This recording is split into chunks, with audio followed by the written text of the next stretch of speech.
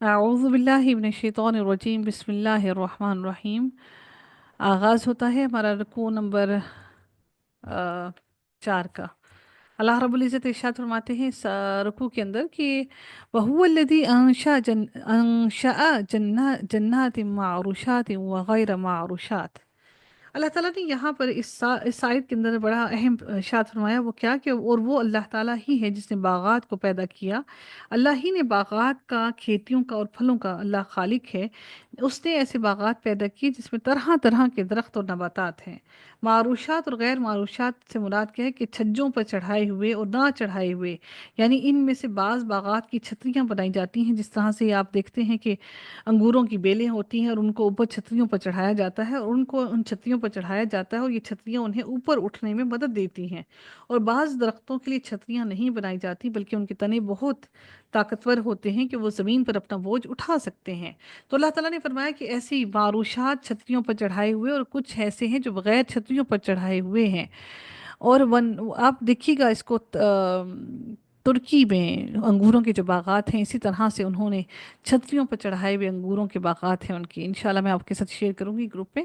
وَالنَّخْلَ وَالزَّرْعَ، اور اللہ تعالیٰ پھر مزید ارشاد فرماتے ہیں اور کھجوروں کو اور کھیتوں کو، کہ اس کے پھل مختلف ہوتے ہیں۔ اللہ تعالیٰ کھجوروں اور کھیتوں کا خالق ہے، وہ باغوں کا بھی خالق ہے جو جنگلوں اور پہاڑوں کی زینت ہیں اور جو دیکھنے میں ایک دوسرے سے ملتے جلتے ہیں مگر پھلوں میں جدا جدا ہیں۔ دیکھیں کہ درخت ایک جیسے ہیں، وہ درخت ایک جیسے ہیں لیکن پھل ان کے مختلف ہیں۔ پھر رب کائنات نے فرمایا کہ والزیتون والرمان متشابہا وغیر متشابہ، اور زیتون اور انار کو باہم ملتے جلتے بھی ہیں اور نہ ملتے جلتے بھی۔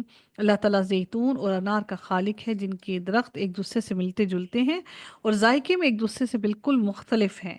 ملتے جلتے ہیں لیکن ذائقہ ان کا بالکل ایک دوسرے سے بالکل مختلف ہے۔ پھر رب کائنات نے فرمایا کلوا من ثمرہ اذا اثمرا، اس کے پھلوں میں سے کھاؤ جب وہ پھل لائیں، جب وہ پھل لے آئیں، اور کھجور اور کھیتیاں تو ان کے پھلوں کو کھاؤ۔ وآتوا حقہ یوم حصادہ، اس کی کٹائی کے دن اللہ تعالیٰ کا حق ادا کرو، جس دن کھیتی کاٹو اس دن اس کا حق یعنی عشر ادا کرو۔ اللہ تعالیٰ نے اپنی شریعت میں اس کا نصاب مقرر کر دیا کہ عشر کیا ہے۔ شروع میں یہ حق غیر واجب تھا، پھر 2 ہجری میں اس کی مقدار مقرر کر کے زکوٰۃ فرض کر دیں۔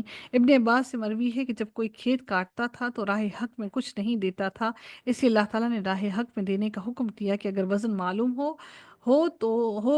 جائے تو اس کا حق 10واں حصہ ہے، یعنی کہ ٹوٹل کھیتی کا 10واں حصہ ہے۔ اور گری پڑی بالیاں بھی مفت لوگوں کو چن لینے دو، ایسا نہ ہو کہ جو نیچے گری پڑی بالیاں ان کو خود تم اٹھا کے سمیٹ لو، بلکہ وہ لوگوں کے لیے چھوڑ دو۔ جابر بن عبداللہ فرماتے ہیں کہ رسول اللہ صلی اللہ علیہ وسلم نے حکم فرمایا کہ جس شخص کی کھجوریں 10 وسق یعنی کہ 40 من سے زیادہ ہوں، وہ محتاجوں کے لیے مسجد میں چند خوشے لٹکا دے۔ سمجھ گئے آپ لوگ کہ وہ محتاجوں کے لیے چند خوشے مسجد میں لٹکا دے۔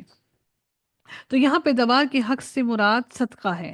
اللہ تعالیٰ نے ان لوگوں کی مذمت فرمائی ہے جو کھیتی کاٹتے ہیں لیکن صدقہ نہیں کرتے۔ سورہ قلم میں باغ والوں کا قصہ اللہ تعالیٰ نے بہت ڈیٹیل سے بیان کیا کہ کس طرح سے اللہ تعالیٰ نے ان کو سارا کچھ نیست و نابود کر دیا، ختم کر دیا، کیونکہ انہوں نے اللہ کا حق نہیں دیا تھا۔ انشاءاللہ ہم سورہ قلم کے اندر ان کا قصہ بہت ڈیٹیل سے انشاءاللہ پڑھیں گے۔ پھر رب کائنات نے فرمایا وَلَا تُسْرِفُوا إِنَّهُ لَا يُحِبُّ الْمُسْرِفِينَ، اور حد سے نہ گزرو، یقیناً اللہ تعالیٰ حد سے گزرنے والوں کو پسند نہیں کرتا۔ اسراف حد سے گزر جانے کو کہتے ہیں، اور حدود وہ ہیں جس سے حد وہ ہے جس سے اللہ تعالیٰ نے روکا ہے، خواہ وہ شرعی ہو، جیسے حلال کھانے سے تجاوز کرنے، یعنی کہ آپ کھانے پینے میں بھی اتنا زیادہ آگے حد سے نہ بڑھ جائیں۔ اللہ تعالیٰ نے ہر معاملے میں اسراف کرنے سے منع کیا ہے، چاہے وہ آپ کا کھانے پینا ہو، چاہے وہ آپ کا سونا ہو، چاہے وہ آپ کا آرام کرنا ہو، چاہے وہ مال کو خرچ کرنا ہو۔ اسراف ہر لحاظ سے ہے، چاہے وہ آپ کا نہانے اور وضو کرنے کے لیے پانی کا استعمال ہو۔ اللہ تعالیٰ نے فرمایا کہ انَّهُ لَا يُحِبُّ الْمُسْرِفِينَ وَلَا تُسْرِفُوا، پہلے اللہ نے حکم دیا کہ اسراف نہ کرو۔ انَّهُ لَا يُحِبُّ الْمُسْرِفِينَ، بے شک اللہ تعالیٰ اسراف کرنے والوں کو پسند نہیں کرتا، نہ محبت بھی نہیں کرتا، ان سے وہ پسند ہی نہیں کرتا۔ مصرف وہ ہے جو دوسرے کا مال کھاتا ہے۔ اون بن عبداللہ کا قول کیا ہے کہ مصرف وہ ہے جو دوسرے کا مال کھاتا ہو۔ یعنی کہ اپنے مال میں اسراف کر رہے لیکن دوسرے کا مال کھانے میں بہت خوش ہوتا ہے۔ پھر اللہ تعالیٰ نے فرمایا کہ اور رشتہ دار کو اس کا حق دو، اور مسکین اور مسافر کو بھی، اور تم بیجا خرچ نہ کرو۔ بیجا خرچ کرنا یقیناً بیجا خرچ کرنے والے ہمیشہ سے شیاطین کے بھائی ہیں، اور شیطان ہمیشہ سے اپنے رب کا بڑا ہی ناشکرا ہے، بڑا ہی ناشکرا ہے۔ نبی کریم صلی اللہ علیہ وسلم نے فرمایا اللہ تعالیٰ نے تمہارے لیے تین چیزوں کو ناپسند فرمایا۔ پہلی بات فضول بحث کرنا، دوسری بات مال کا ضائع کرنا، تیسری بات بکثرت سوال کرنا۔ اللہ تعالیٰ اگلی آیت میں ارشاد فرماتے ہیں کہ اور مویشیوں میں سے جو کچھ بوجھ اٹھانے والے ہیں، اور کچھ زمین سے، یعنی کہ مویشیوں میں سے کچھ ایسے ہیں جو بوجھ اٹھانے والے ہیں، جانور، ٹھیک ہے، کچھ ایسے ہیں جو بوجھ اٹھانے والے ہیں، اور کچھ زمین سے لگے ہوئے ہیں۔ اللہ تعالیٰ نے اپنی انعامات کا ذکر فرمایا ہے کہ اس نے تمہارے لیے سواری اور سامان اٹھانے کے لیے جانور پیدا کیے، جیسے اونٹ، گدھا، گھوڑا، خچر، اور کچھ زمین سے لگے ہوئے پست پست قد پیدا کیے، جیسے بکری اور بھیڑ وغیرہ۔ فرش کے معنی بچھونے کے ہیں، چونکہ ان کا قد پست ہوتا ہے، کم ہوتا ہے، چھوٹا ہوتا ہے، زمین سے ملا رہتا ہے، اس لیے انہیں فرش کہا گیا ہے، ٹھیک ہے، اور دودھ بھی ان کے ساتھ ان کا لٹک رہا ہوتا ہے، اس وجہ سے بھی اللہ تعالیٰ نے ان کو پست قد کہا ہے۔ تو اللہ تعالیٰ مزید سورہ یاسین میں فرماتے ہیں اور کیا انہوں نے نہیں دیکھا کہ یقیناً ہم نے ان کے لیے مویشی پیدا کیے ہیں، اس میں سے جسے ہمارے ہاتھوں نے بنایا، پھر وہ ان کے مالک ہیں، اور ہم نے انہیں ان کا تابع بنا دیا، سو ان میں سے کچھ ان کی سواریاں ہیں اور ان میں سے کچھ وہ کھاتے ہیں۔ تو اللہ تعالیٰ نے یہ سب انسان کے لیے پیدا کیے۔ کلوا مما رزقکم اللہ، اللہ تعالیٰ فرماتے ہیں کہ اس میں سے کھاؤ جو تمہیں ہم نے رزق دیا ہے۔ اللہ نے یہ ساری کھیتیاں، یہ ساری چیزیں تمہیں دی ہیں، تم اس میں سے کھاؤ اور حلال طریقے سے کھاؤ۔ پھر میرے رب کائنات نے ارشاد فرمایا کہ اور شیطان کے قدموں پر مت چلو، بے شک شیطان تمہارا کھلا دشمن ہے، وہ تمہیں اللہ کی نافرمانی کرنے میں تمہیں نافرمان بناتا ہے۔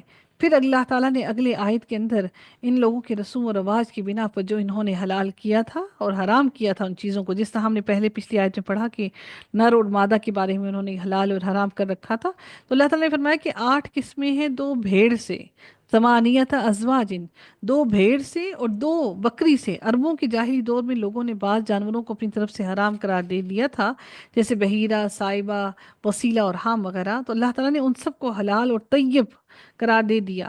عربوں میں گوشت اور دودھ کے لیے بھیڑ، بکری، اونٹ اور گائے پالے جاتے تھے۔ بھیڑ میں سے 2 نر اور مادہ اور بکری میں سے 2 نر اور مادہ، ان چاروں کو اللہ تعالیٰ نے حلال قرار دیا۔ ان میں کسی چیز کو کوئی فرق نہیں، یعنی کہ 2 نر اور مادہ بھیڑ میں سے، اور اسی طرح سے بکری میں سے بھی 2 نر اور مادہ۔ اللہ تعالیٰ فرماتے ہیں قل، اے نبی آپ پوچھئے، رب العزت نے فرمایا آپ ان سے پوچھئے تو صحیح، یہ کس چیز کو حرام ٹھہراتے ہیں؟ ان کو کس نے کہا کہ عورتوں کے لیے حرام ہے اور ان کے لیے حلال ہے؟ کیا 2 نروں کو حرام کیا اللہ نے؟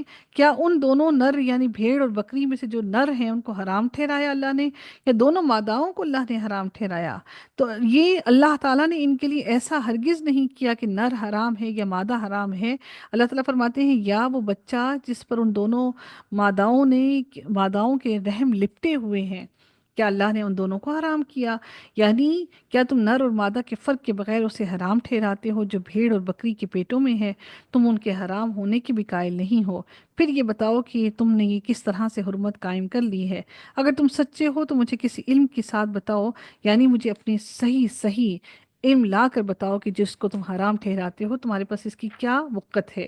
پھر اللہ تعالیٰ نے اگلی آیت میں فرمایا کہ 2 اونٹ سے اور 2 گائے سے آپ پوچھیں کیا اللہ تعالیٰ نے دونوں نروں کو حرام کیا ہے یا دونوں ماداؤں کو، یا وہ بچہ جس پر دونوں ماداؤں کے رحم لپٹے ہوئے ہیں؟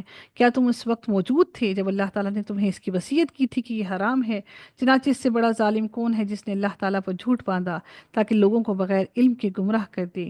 یقیناً اللہ تعالیٰ ظالم لوگوں کو کبھی بھی ہدایت نہیں دیتا۔ ظالم